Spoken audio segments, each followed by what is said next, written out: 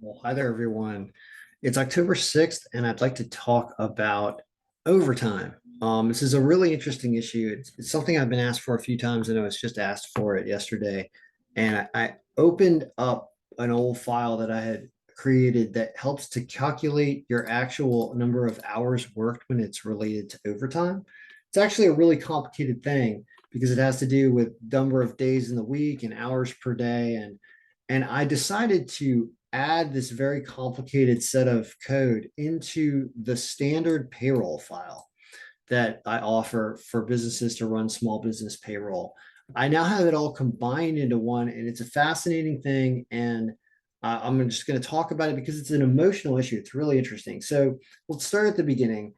You need to enter in information for you as the employee. And when it comes to calculating overtime and doing all the amazing things that this file does, you can do any state and any deduction and anything.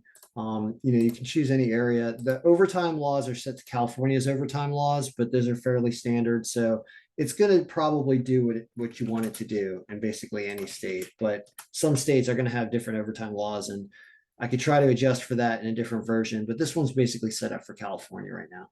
So when you enter in all your information, you also have to set whatever pay period your pay cycle's on. And the example we're doing is going to be um, a semi-monthly payer who pays, in the middle of the month and at the end of the month.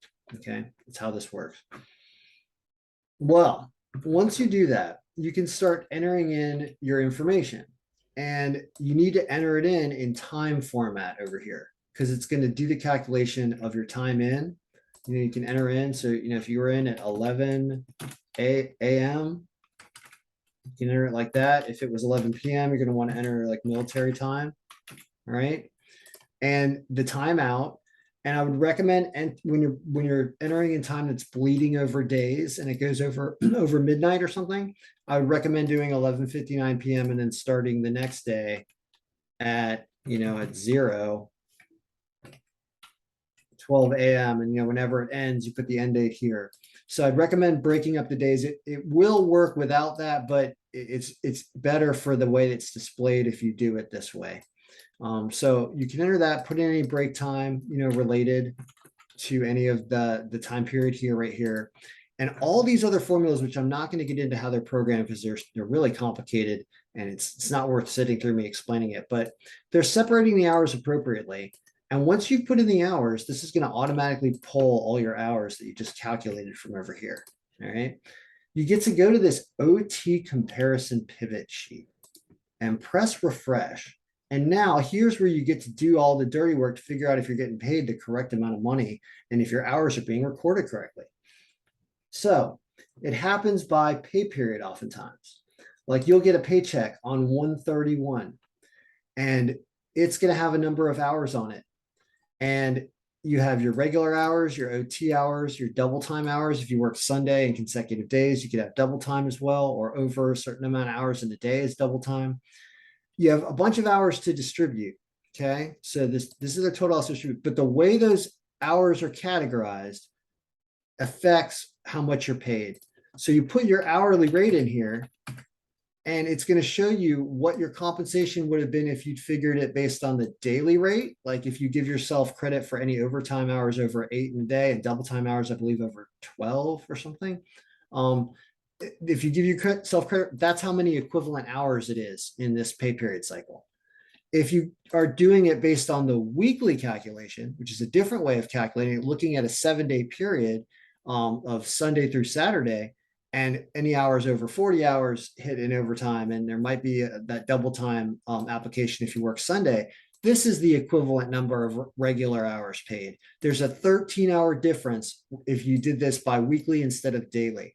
Your employer may or may not be doing this right because it is so complicated. And if they're doing it by the daily rate, you can see you're getting shorted 13 hours or $343 if you're making $25 an hour. That's what this file does, is it allows you, once you've entered in your hours, to do this comparison right away and look at your total amount owed. If you put in all of your hours in time format throughout the entire year, you can then go back and refresh this just like this. And it's going to give you every breakdown and show you the total difference in all periods, and they can show you by pay period how much it was. It's really awesome. So it is now part of the payroll file. And if you're struggling with understanding how your overtime is being calculated, you can buy a copy of this. I have it as 150 bucks because it's also the payroll file. But if you're just using it for the hours thing, I'll sell it for less to you, because I understand that you are just trying to get equitable compensation from your employer. I understand why this is such an emotional issue. And it's weird. It's not weird. It's understandable that people that buy this from me have a relationship with me about how this has helped them get equitable compensation. I hear you. So I do want to get you this product. All right. Good luck, everybody. Enjoy it. And everybody should get paid what they're deserved and what they are entitled to under the law. And this can potentially help you get there if you're having difficulty quantifying everything and displaying it. All right. So enjoy.